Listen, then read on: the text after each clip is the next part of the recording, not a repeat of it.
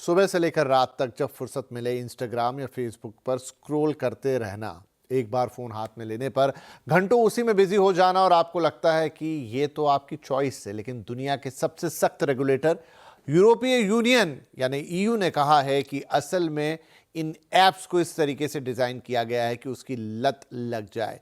इन apps को addictive by design माना गया है, जिसका सबसे बुरा असर बच्चों और मानसिक तौर पर संवेदनशील युवाओं पर हो रहा है। ईयू के एग्जीक्यूटिव कैबिनेट यूरोपीय कमीशन ने फेसबुक और इंस्टाग्राम की पेरेंट कंपनी मेटा को चेतावनी दी है कि मेटा पर भारी जुर्माना लगाया जा सकता है। मेटा ने इस आरोप से इनकार किया है। लेकिन यहां भारत में आपको क्या लगता है? क्या ये सोशल मीडिया प्लेटफॉर्म वाकई इतने मासूम हैं, या फिर ये कोई स्पष्ट कानून ना होने का फायदा उठाकर हमें और हमारे बच्चों को मोनेटाइज कर रहे हैं? आज कंज्यूमर अड्डा में इसी पर बात करेंगे। लेकिन पहले देखते हैं कि यूरोपियन कमीशन ने एग्जैक्टली क्या कहा है। यूरोपियन यूनियन की एग्जीक्यूटिव बॉडी यूरोपियन कमीशन ने मेटा के खिलाफ ये बड़ी और व्यापक जांच मई 2024 में आधिकारिक तौर पर शुरू की थी।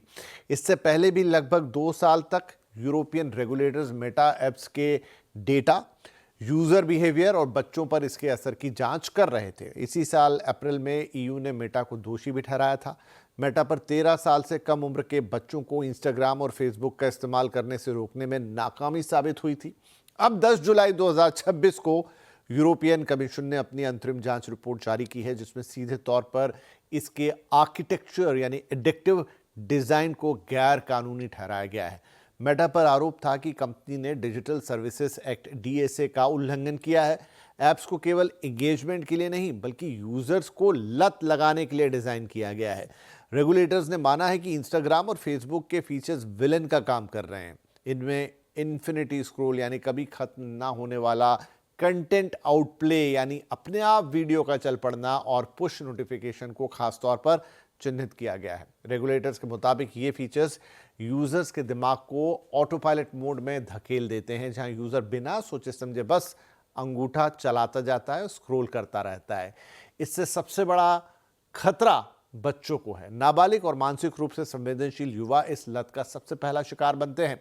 जांच में यह भी सामने आया कि मेटा के पास यह डेटा था कि किशोर रात भर जागकर ऐप चला रहे हैं, लेकिन कंपनी ने इसे नजरअंदाज किया। यूरोपियन कमीशन ने कहा है कि इसके लिए कंपनी पर जुर्माना लग सकता है।